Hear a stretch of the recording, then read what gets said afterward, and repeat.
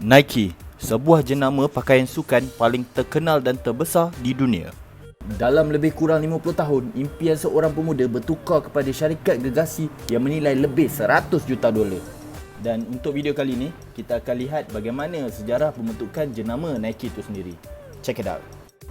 Bermula daripada tahun 1962, pemuda bernama Phil Knight graduate daripada University Stanford, dan semasa di universiti dia telah mengusulkan satu proposal dan tajuknya ialah bolehkah kasut keluaran daripada Jepun mengalahkan kasut jenama Jerman seperti mana yang terjadi kepada industri kamera pada zaman itu.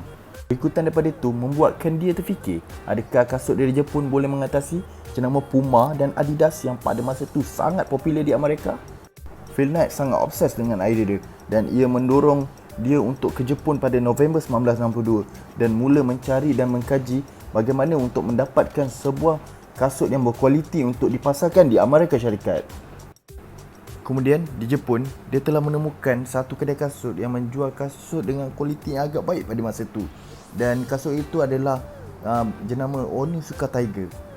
Dan daripada itu, Phil Knight berminat untuk menjadi distributor Onitsuka Tiger untuk pasaran Amerika dan berjumpa dengan founder Kihochiro Onitsuka di Jepun, dan Phil telah menubuhkan syarikat Blue Ribbon Sport untuk menjual Onitsuka Tiger di Amerika Syarikat. Kemudian Phil menerima kiriman pertama daripada Jepun sebanyak 12 pasang pada tahun 1963 dan mula menjual menggunakan Monet Crater sebagai tempat display dan dijual di beberapa trek lari sekitar Amerika. Dia sedar dengan cara jualan yang digunakan sukar untuk bisnesnya berkembang menjadi lebih besar.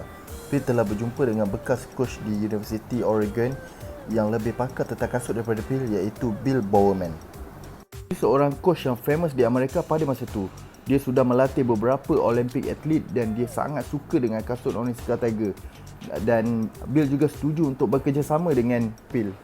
Pada Januari 1964, Bill dan Phil telah mendaftar Blue Ribbon Sport secara rasmi dan masing-masing melabur $500 di dalam syarikat. Dan dia menggunakan modal itu untuk membeli dengan harga $3.33 pasang dan dia beli sebanyak 300 pasang. Itu semua sampai pada April 1994, dan dengan connection yang Bill ada, kasut itu mudah terjual sebelum Julai. Pada tahun pertama, BRS dapat mencatat jualan bernilai $8,000 dan mula menggunakan salesman untuk merancangkan jualan.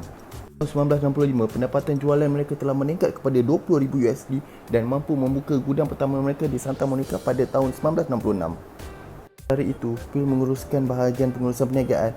Idea inovasi lahir daripada idea Bill Bowerman. Dia sangat inovatif. Setiap kali kasut Onitsuka sampai, dia akan membedah beberapa pasang kasut untuk tengok bagaimana kasut itu dihasilkan dan menambah baik kasut itu, seperti menambah cushion atau gunakan material yang ringan.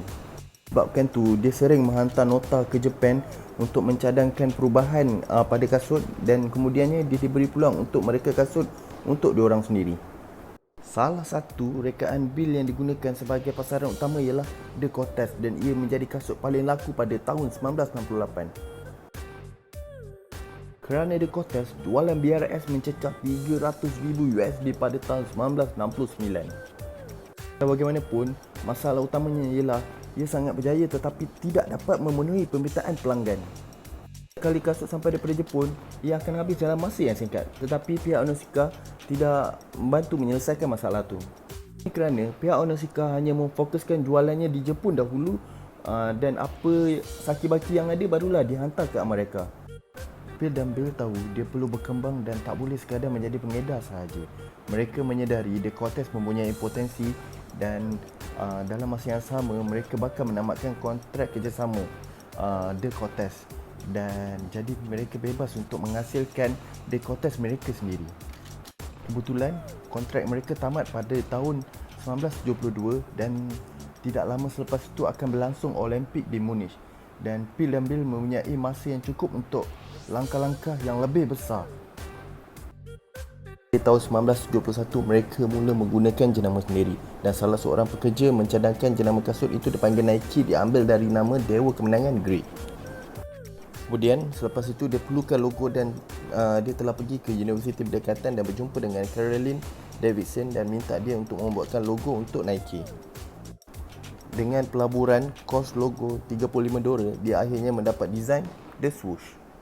Selepas proses penjenamaan itu selesai, PIL sudah bersedia untuk memasarkan untuk Olimpik. Ini daripada menetapkan dia dengan perjanjian eksklusif, PIL mengukuhkan jaringan mereka dengan pengilang di Jepun. Dengan production di bawah selainnya, PIL akhirnya boleh mengembangkan lagi bisnesnya. Jualan kasut Nike menampakkan peningkatan saban tahun dan kemudiannya jenama Nike terus berkembang secara global. Nike menjadi syarikat pakaian sukan terbesar di Amerika pada tahun 1989 dengan idea genius iaitu marketing kempen Just Do It dan menandatangani atlet berpotensi yang kemudiannya terkenal seluruh dunia. Jadi itulah sikit sebanyak macam mana sejarah pembentukan jenama Nike, dari bagaimana Phil dan Bin bertemu, kemudian mereka menjadi distributor jenama Onitsuka Tiger dan akhirnya mereka mencipta kasut mereka sendiri, The Cortez, dan sekarang Nike telah menjadi jenama terkenal seluruh dunia.